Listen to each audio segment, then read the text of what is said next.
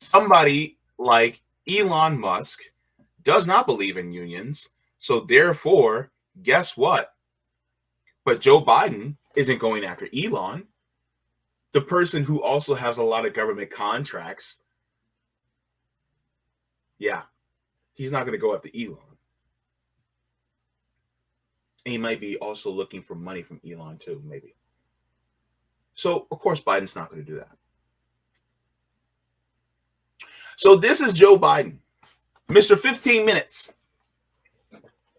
You can only last in the picket line for 15 minutes. You know, performance issues. So, unfortunately, that's our president. And then you have another guy who is a former president that's running that absolutely hates workers and hates unions. And he's orange. Any reason why nobody wants to vote for either party? I see why. 15 minutes.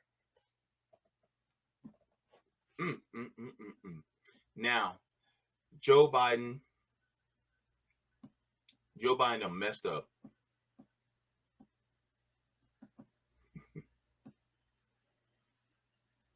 Joe Biden went to spend time with striking workers, auto workers in particular, but that visit was very short-lived. So let's take a look at him on the picket line. On the picket line. All right. Because Joe is the disgrace. Let's take a look-see. All right. Biden speaks with the UAW picket line in Wayne, Michigan. Thanks to Aaron Rupar for this. All right. Let's go. UAW picket line is not the senator since 1973, but I tell you what, first time I've ever done it as president. Oh, look, one thing is real simple, I'm going to be very brief. The fact of the matter is that you guys, the UAW, you saved the automobile industry back in 2008 and before. Made a lot of sacrifices, gave up a lot, and the companies were in trouble. But now they're doing incredibly well. And guess what? You should be doing incredibly well too. It's a simple problem.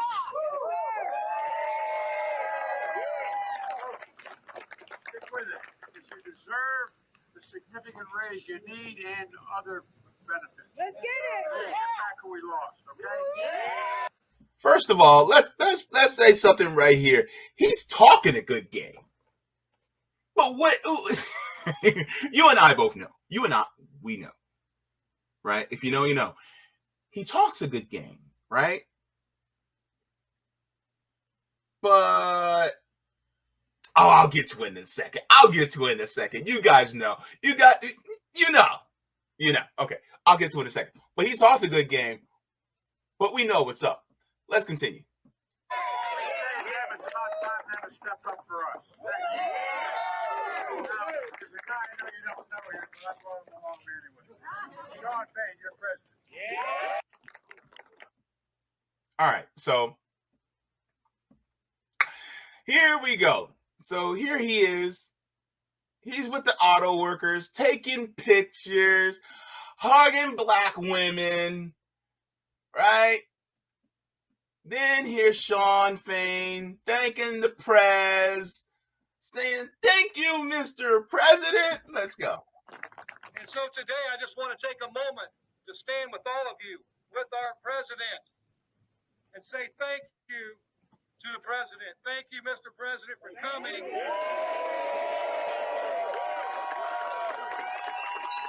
Thank you for coming to stand up with us in our generation's defining moment. And we know the president will do right by the working class. And when we do right by the working class, you can leave the rest to us because we're going to take care of this business. So thank you for coming out. Thank you for being a part of this fight.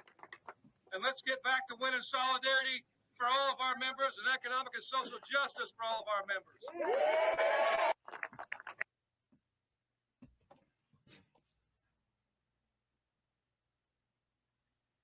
You know exactly what I'm thinking, don't you? You know.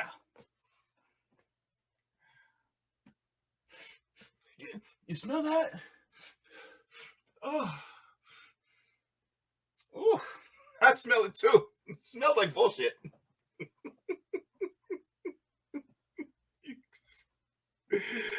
Oh, Joe.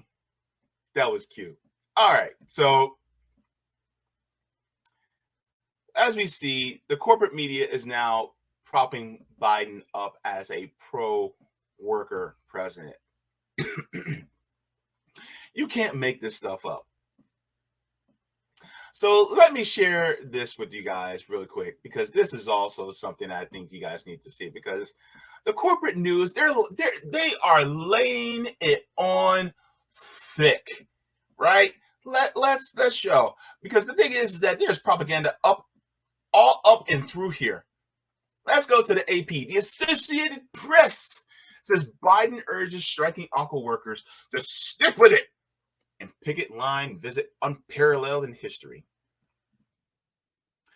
It says President Joe Biden grabbed a bullhorn on the picket line on Tuesday and urged striking workers to stick with it, and an unparalleled show of support for organized labor by a modern president. Sorry, I'm trying not to laugh. It says, donning a union ball cap and exchanging fist bumps, Biden told United Auto Worker strikers that you deserve the significant raise you need, as he stopped in the Detroit area just a day ahead of a planned visit by former President Donald Trump, the frontrunner for the Republican nomination in next year's election. No deal, no wheels, workers chanted as Biden arrived at a General Motors parts distribution warehouse, one of the several facilities that has been targeted in a widening strike, now in its 12th day. No pay, no parts.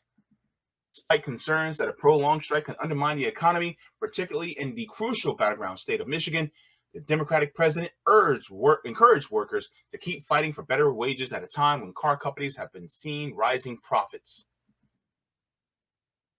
Asked if UAW members deserve a 40% raise, one of their demands over the course of negotiations, Biden said, yes, I think they should be able to bargain for that. He repeatedly argued that auto companies have not gone far enough to meet union demands, especially after making concessions in the wake of the 2008 financial crisis.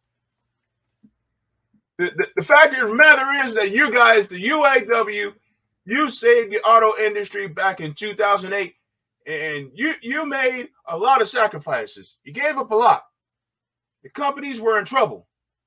Now they're doing incredibly well. And guess what? You should be doing incredibly well.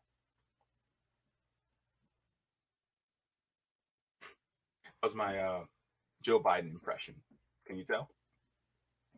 The White House said that Biden was the first modern president to visit a picket line, a sign of how far he's willing to go to cultivate union support as he runs for re-election.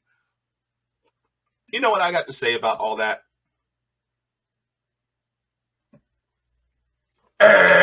He ain't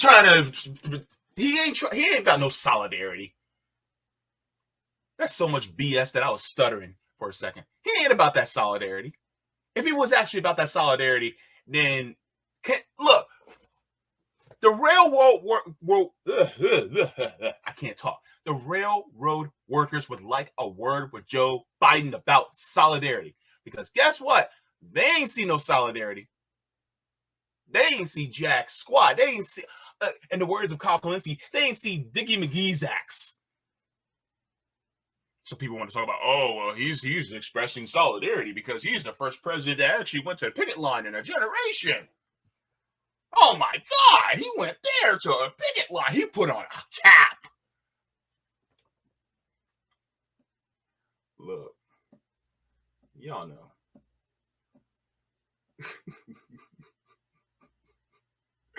I got to show you something. Because y'all think I'm skeptical. I'm going to show you something. This is going to be hilarious. You guys are going to laugh. Look, y'all think I was skeptical? I want you to look at this brother's face and tell me how skeptical this brother is. All right? Watch. You guys are going to laugh. Because I saw this, I busted out laughing. You and I both know Joe, but this gentleman also knows Joe. Look at the face on this brother here. Y'all know what this is. Y'all look. Y'all know. You know that face. You know exactly what you can read it. You can read exactly what he's saying right now. This motherfucker, he ain't down here for no for helping us out. He's here for some bullshit. That Damon Wayans looking brother is giving him the face that we all are looking. Look, I don't even see your face right now because y'all looking at the screen, but you're making the same face right now looking at Joe. You're making that same face. I'm making that same face. Especially a lot of us black people, y'all know that face. Y'all know that face.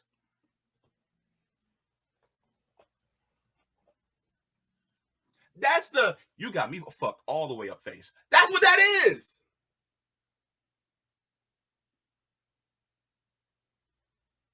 Yeah, he was clapping like earlier, like yeah, because he got to play it up for the rest of the rank and file. But he knows what time it is. He knows Jim Crow Joe. He knows all that BS that he's saying ain't true to him. He don't believe it. That's like when Hillary Clinton pulled out hot sauce out of her bag around a bunch of black people.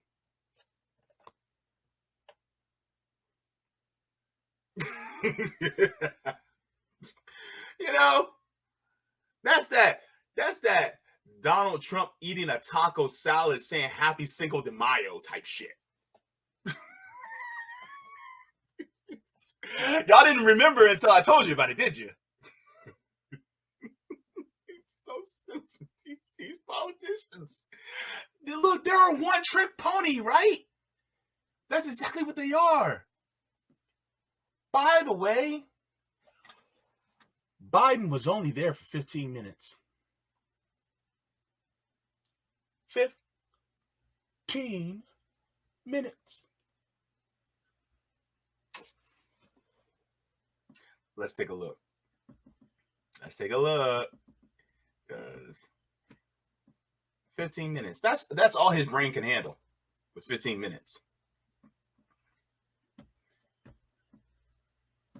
Any reason why he was there for a very short period of time?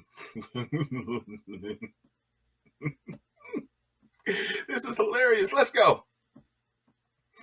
15 minutes of fame, Biden. 15 minutes of solidarity. That was basically all it was. All right, so where I need to go? 219. Okay.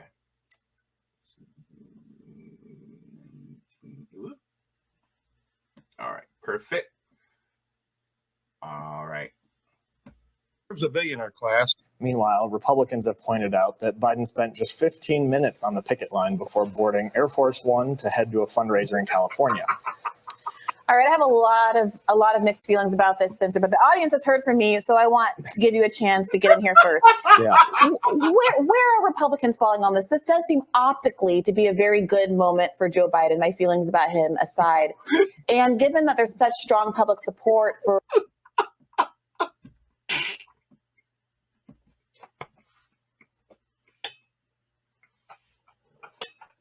He can only stand on the picket line for 15 minutes. He's such a fraud. He's such a fraud. 15 minutes. Like, hey, I'm with you guys, and we're going to make sure that you guys get what you need on this picket line. 15 minutes later. All right, take care. Solidarity. Boards Air Force One without tripping, without falling down the stairs. Then he finally gets there, and then he zoom. Off he goes. Off he goes to a fundraiser with billionaires.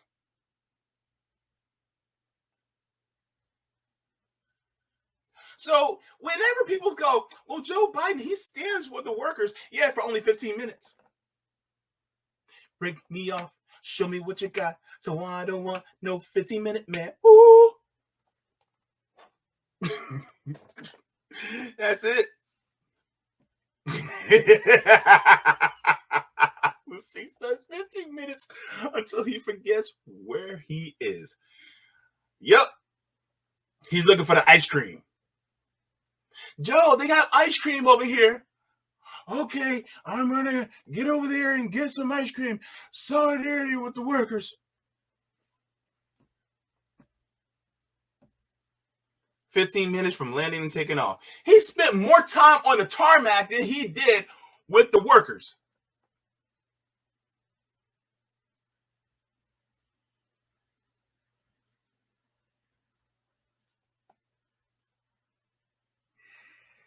Look, I spent more time with y'all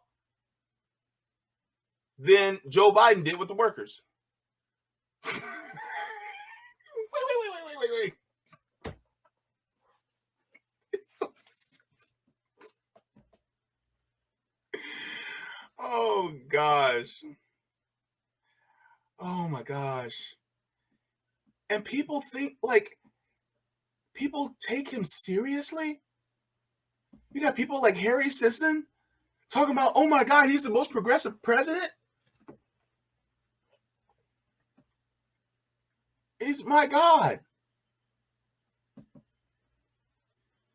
And I find it ironic that the union president, Sean Fain, he has some things to say about CEOs. And yet, he's next to a CEO lapdog saying all these things. Let's check it out. This is a cruel irony. I wouldn't have let Joe Biden up on that stage for nothing. I would have said, no, he's not allowed. I would have told Secret Service he's not allowed up here. No. Here's what Sean said. These CEOs sit in their offices. They sit in meetings. They make decisions. But we make the product. They think they own the world, but we make it run. The CEOs think the future belongs to them. Today belongs to the auto workers and the working class. Those CEOs that Sean Fain is talking about were the ones that Joe Biden left y'all asses to go get some money from for his campaign. What are you talking about, Sean? Wait.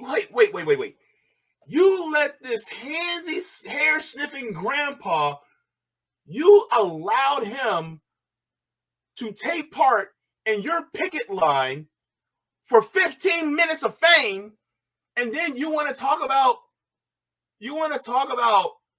billionaires? And you want to talk about CEOs?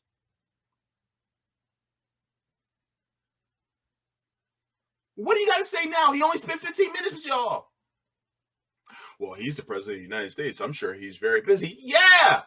Taking money from the same people that don't give a shit about y'all. Taking money from them. See, this is why some of y'all need to talk across industries, especially to those rail workers. Because if you talk to those rail workers, they'll tell you a whole different story about Joe.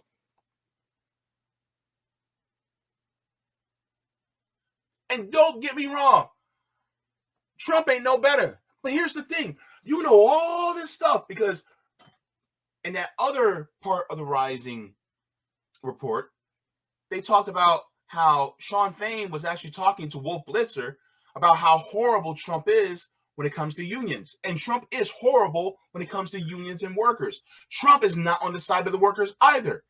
But the thing is, Sean Fain knows all this about Trump, but he doesn't know all that about Biden. Bruh.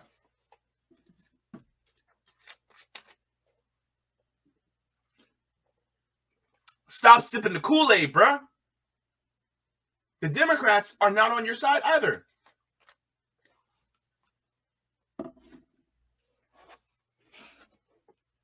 They're not. They never have been. They never will be. Maybe, just maybe they fake like they were on your side way back in the 40s. But they're that on your side now, and knowing what you know about Joe Biden, and don't let the NLRB be some huge godsend, because it's not. Because if that was the case, then he wouldn't have stood in the way of the railroad workers. But he did. That's important.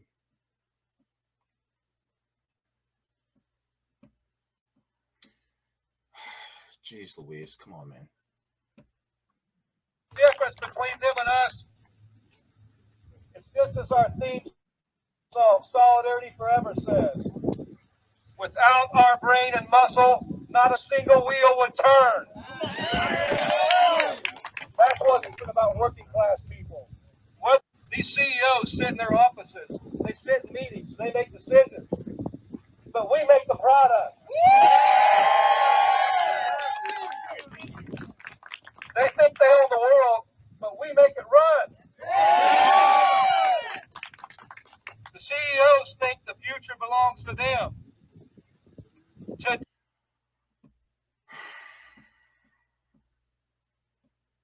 And you know what's interesting? There's a comrade that I have on TikTok, and he has a keen eye and a keen ear. And sometimes you got to listen closely to what's, I almost said CEOs. Sometimes you got to listen closely to what these politicians say. Sometimes you got to listen to what they say, and sometimes you got to listen to what they don't say. So I want you guys to pay attention, and he's going to lay something out very quickly. You got to listen for it, but he has a keen ear. All right. Shout out to Mischief Prince, the Mischief Prince on TikTok. Let's go. Listen now. Wall Street didn't build the country. The middle class built the country. Why did Biden say middle class instead of working class? Why did Biden exclude the poor? Why did Biden just treat the poor as if they have contributed nothing of meaning to this country? Why did Biden use language of working class division if he is so caring and supports labor so much?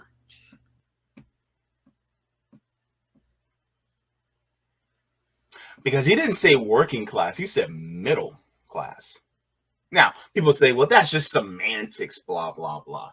The thing is that he is focused more on people who are making a certain bracket. He's not focused on the people who are below that. And if you notice, the only people who actually use the word working class typically were people who were progressives that would use that type of language. Biden can't even go there. He can't even, look, Biden can't even lie to us properly. That's the point. I don't think that, look, that man right now, he is 2 sandwiches short of a picnic. I'm telling you right now. And this is why we have to pay more keener attention to what they say and what they don't say. Be ultra critical, especially of what they're doing. Because if you don't, then guess what? You're going to get fooled every single time. Now, of course, he wasn't the only presidential candidate that went to stand with the workers. Some of you may know this now, but Dr. Cornel West actually went to stand with the workers as well. So this is from the UAW. It says, thanks, Cornel West, for standing with UAW, Local 3039, Region 9, members on the picket line in Tappan, New York this morning. So we're going to hear what Dr. Cornel West also says. He speaks a little bit longer, actually, too. I bet you he was there longer than 15 minutes. Let's go. Here we go. I want to say how blessed and honored I am to stand with my brothers and sisters of all colors here at UAW, because it's all about fighting corporate greed. It's all about defending human dignity, and it's all about affirming solidarity, because without solidarity, we'll be unable to meet the challenge of those at the top. That we want to make sure we don't divide the workers. We want to make sure the workers are always coming together, laughing together, loving together, struggling together. Sometimes you want to cry together. That's all right. Just stay together. And this is my dear brother Jeffrey. God, dog, clear. Yep. Who's one of you leaders? Say whatever you want to say, brother. My name is Jeffrey Purcell. I'm president here at Local 3039. I'm a Tier 2 employee, one of the youngest presidents in Mopar in the UAW. This is about us building solidarity. We got our Region 9A director here with us showing our solidarity. We have one of our Tier 1 personnel over here. Dre, this is my committee man showing solidarity. We have our servicing rep, Barbie, showing solidarity. We have Toy Andino, one of our senior members here showing solidarity. This is all about the solidarity and the unity of everybody. Our company is sitting here and trying to create division between us and try to break us apart. We're creating tiers and not trying to give us our equal fair share of pay. And our job here is to stand together. I'm glad Cornell West came out to show us love and joined in our solidarity with us. And we're here to fight for the long run. You know, we're going to do what we have to do to make sure we get what we deserve. So, as you see, it's been raining for the last 3 days. All right. Ponchos, whatever we got to do, we'll still be out here doing what we got to do. So, we appreciate him coming out and supporting us, and we're going to do what we have to do to get what we deserve. That's right. Oh, that's Brother Jeff, younger generation, full of the same fire that UAW has always had at its best. All right.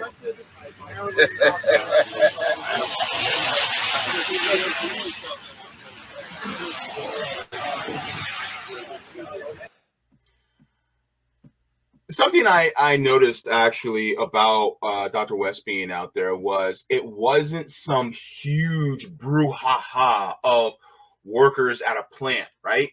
It was, you know, it wasn't that big of a group, but Dr. West went out there anyway. Would Biden have went out to a crowd that size?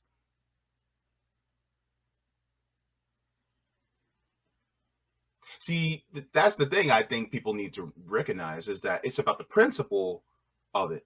I don't care if there's one person out there. You go out there to express solidarity with workers.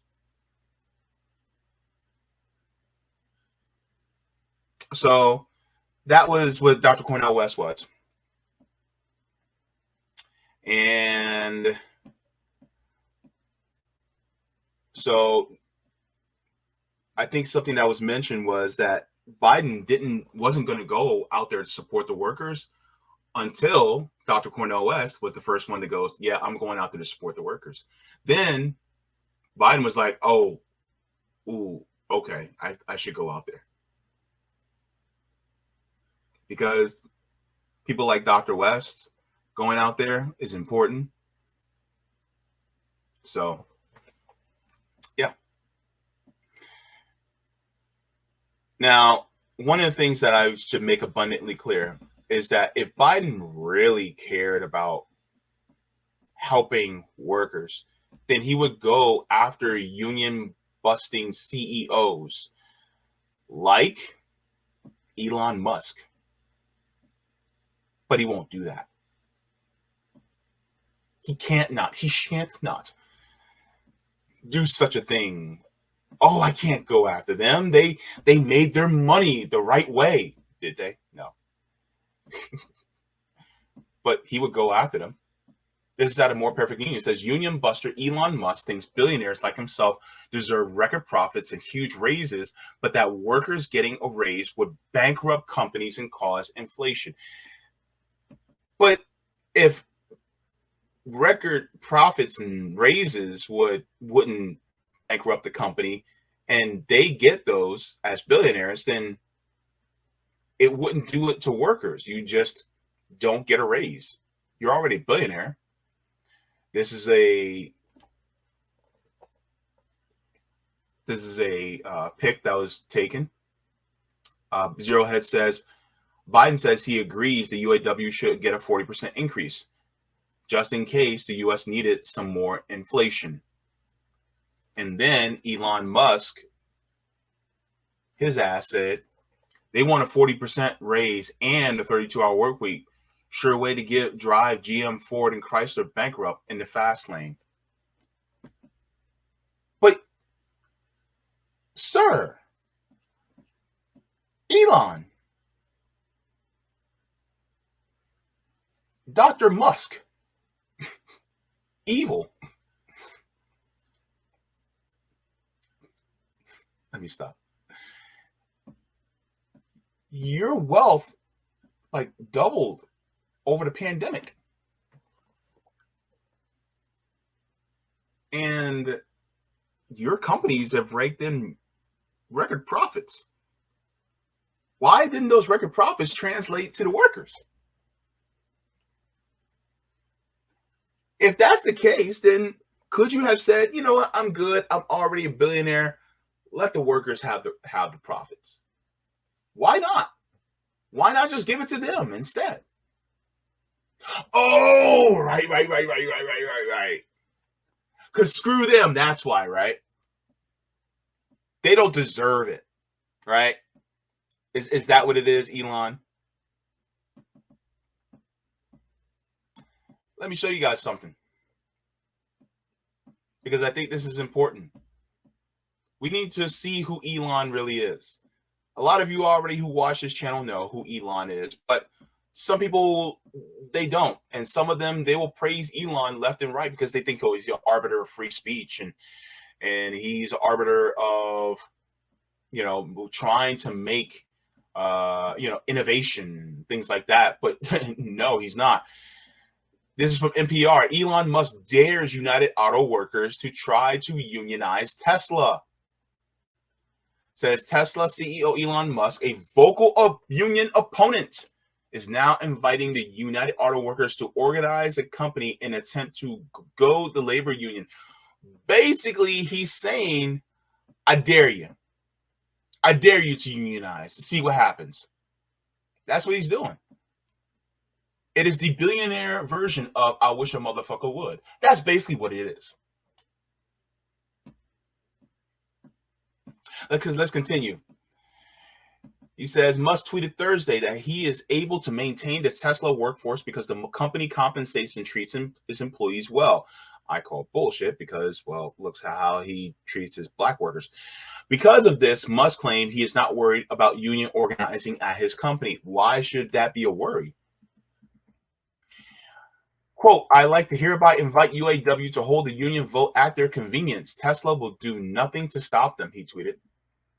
Musk was responding to a series of tweets by KISS leader Gene Simmons, who was criticizing President Biden for not mentioning Tesla, a luxury electric car maker, in his State of the Union address later this week. In it, Biden touted Ford and GM's efforts to build electric vehicles. Both automakers are unionized. Simmons said that the president doesn't mention Tesla, perhaps because Tesla is non-union and moved to Texas, a right-to-work state. Give Elon Musk Tesla its due. They are game changers and should be heralded. Musk responded saying Tesla hasn't closed its Fairmont, California location and has plans of expanding. He went on to say that Tesla factory workers' compensation, which includes stock options, is the highest in the auto industry.